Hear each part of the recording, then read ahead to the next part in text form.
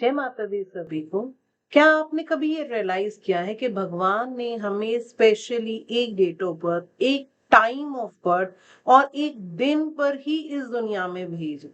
हमारी जीवन की पहली आइडेंटिटी है हमारा डेट ऑफ बर्थ और दूसरी आइडेंटिटी है हमारा नाम। सो हमें कैसे ये डेट ऑफ बर्थ मिली है जब हमने कुछ भी कर्मास किए ही नहीं है। जब मदर से कॉर्ड कटिंग होती है, वो एक वक्त आपकी लाइफ का इतना इम्पोर्टेंट दिन, इम्पोर्टेंट डेट हो जाती है जिससे हमारी जीवन की हर चीज उस पर ही निर्भर करेगा। हमारी लाइफ के इवेंट्स उस पर ही निर्भर करेंगे। सो ये कर्मास हमारे संचित कर्मा होते हैं, जो हमारे पिछले जन्मों के कर्मास है, उन्हें संचित कर्मा कहा जाता है।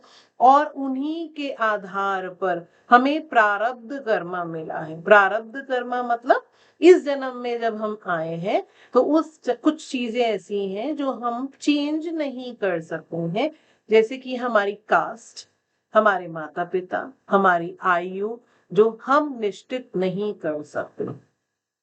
अब जो कर्मास हम कर रहे हैं उन्हें क्रियामान कर्मास कहा जाता है। क्रियामान कर्मा पे निर्भर करता है कि हमारा अगला जीवन कैसा होगा।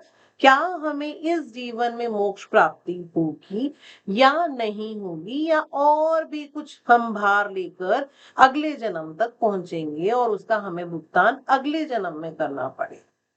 ये है हमारे क्रियामान कर्मा, जो हमें भगवान कुछ अपने आप सोच समझ की पावर देता है कि जो हम अपनी अपनी चाहत से, हम अपनी सोच समझ से कुछ उसमें कार्य करते हैं। और उस पर ही निर्भर करता है हमारे आगामी कर्मास। आगामी कर्मास होते हैं जो हमारे अगले जन्मों में हमें मिलेगा। अगर हमारे इसी जन्म में अच्छे कर्मास हो जाएंगे और वो जो संचित कर्मा है उसका भार खत्म हो जाएगा, तो हो सकता है 5 से 7 साल उस इंसान की एज बढ़ भी जाती है, आयु बढ़ जाती है, और यहीं पर वो पूरा भुगतान करके जाते हैं, उनको मोक्ष की प्राप्ति हो जाती है।